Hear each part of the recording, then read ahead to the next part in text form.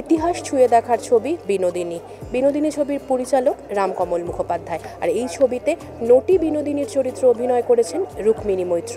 আর ইতিহাস ফিরে দেখার ছবিতে সঙ্গীত পরিচালনার দায়িত্ব ছিল যথেষ্ট চ্যালেঞ্জিং, এমনটাই জানাচ্ছেন সঙ্গীত পরিচালকদ্বয় সৌরেন্দ্র সৌম্যজিৎ। বিনোদিনীর মতো একটা ছবি, ইতিহাসের ছবি বলা চলে, সেই ছবির গান ঘর সামলানো কতটা চ্যালেঞ্জের ছিল দুজনের কাছে? অত্যন্ত চ্যালেঞ্জিং ছিল এবং অত্যন্ত আনন্দের ছিল, কারণ ঐতিহাসিক বাংলার অনেক মানুষকে নিয়ে অনেক ছবি হয়েছে, কিন্তু একজন আর্টিস্ট, একজন স্টেজ পার্সনকে নিয়ে আমার খুব একটা মনে পড়ছে না যে তেমন কোনো বায়োপিক এবং সেটা এত ড্রামাটিক ওয়েতে হয়েছে কিনা।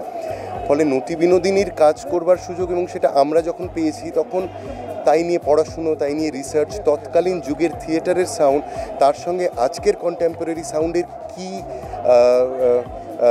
কি সামঞ্জস্য বা ঠিক কতটা তফাৎ, এই সমস্ত কিছু নিয়ে বিনোদিনী প্রায় একটা 2 বছরের যাত্রা আমাদের, এবং আমরা অত্যন্ত সম্ভ্রমের সঙ্গে, আনন্দের সঙ্গে এবং উদযাপনের সঙ্গে এটা তৈরি করেছি।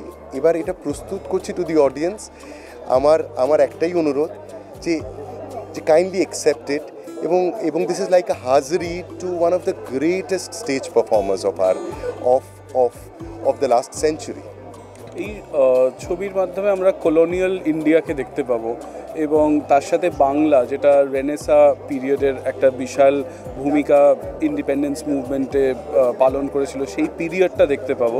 তাই it was a big challenge to portray that period with এই বাংলা ছবির মাধ্যমে, যেটা আমাদেরকেও অনেক কিছু শিখিয়েছে যে কীভাবে ইউজ করতে হয়। তাই আমরা অনেক রেফারেন্স মুভিজ দেখেছি যেখান থেকে ওগুলো নিয়েছি, এবং নটি বিনোদিনীর জীবনকালে তার কীরকম লাইফস্টাইল কলকাতায় ছিল, তার কেমন মিউজিক ছিল, এমনকি আমরা তার নিজের রচনা করা গানও এই ছবিতে ইউজ করেছি, এবং সেটা করতে গিয়ে আমরা খুব নিজেরাই শিহরিত হয়েছি। যেমন লিরিকটা অ্যাজ ইফ এই গল্পের একটা পোর্শনকে এনরিচ করছে।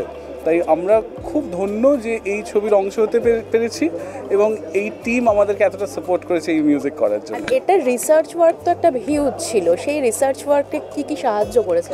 রিসার্চ ওয়ার্কটা না একটার পর একটা ঠিক কেমন যেন হতে চলেছে। যেমন আজকেই আমরা যেটা শুনলাম, এটা স্বামীজির কম্পোজ করা যে ঠাকুরের প্রণাম মন্ত্র, সেটাও কোথাও একটা অংশ হয়ে গিয়েছে। কোথাও যেমন বললো যে নটি বিনোদিনীর নিজের লেখা কবিতা অংশ হয়েছে। আবার অফকোর্স আমাদের নিজস্ব অরিজিনাল গান, যেটা এই ছবির গান, সেটাও রয়েছে। এবং নটি বিনোদিনীর দীর্ঘ একটা জীবনকে দেখানো হচ্ছে। একেবারে 8 বছরের ছোট্ট পুটির যে জার্নি, সেখান থেকে একদম সায়ান্নে শেষ প্রান্তে এসে বিনোদিনীর মানে হয়ে ওঠা। ফলে নটি বিনোদিনীর কণ্ঠে যে একটা পরিবর্তন, সেটাও অনেকগুলো প্লেব্যাক আর্টিস্টকে নিয়ে করা।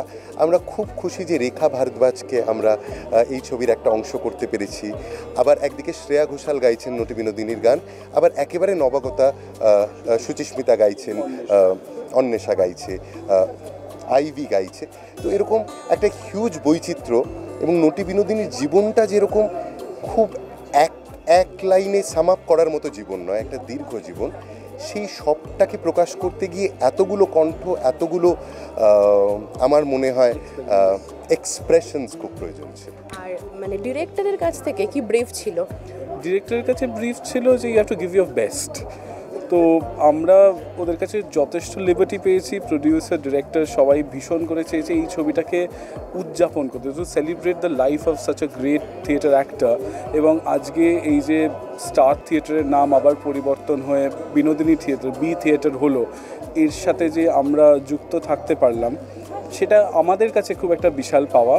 এবং এই ছবির সাথে যেন একটা হিস্ট্রি যোগদান করলো, তাই আমরা খুব ধন্যবাদ। লাস্ট যেটা জিজ্ঞাসা করবো, কল্পতরু উৎসবেরও দিন, সেই দিন পোস্টার রিলিজ করা হলো, আর শ্রীরামকৃষ্ণ, নটি বিনোদিনী থিয়েটার সবটা মিলেমিশে একাকার, সেই ফিলিংসটা কিরকম?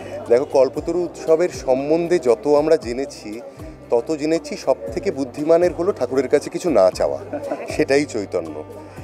আমার মনে হয় আমাদের কিচ্ছু চাওয়ার নেই। আমাদের এটা একটা অত্যন্ত পরিশ্রম এবং আনন্দের অর্ঘ্য যেটা আমরা সাজিয়েছি, এবং সেটা নটি বিনোদিনীর জীবনকে উদযাপন করে ঠাকুর দেখবেন। এবং আমাদের কাছে আমাদের ঈশ্বর তো আমাদের দর্শক, ফলে তারা আমাদেরকে আশীর্বাদ করুন, এইটুকুই আমাদের চাওয়া। নটি বিনোদিনী ছবিতে গান ঘর সামলে যথেষ্ট আপ্লুত সৌরেন্দ্র সৌম্যজিৎ। এতক্ষণ তারা তাদের অভিজ্ঞতা ভাগ করে নিচ্ছিল। এরকম আরও বিভিন্ন আপডেটের জন্য অবশ্যই চোখ রাখুন আর্টিস্ট টিভি এইচডির পর্দায়।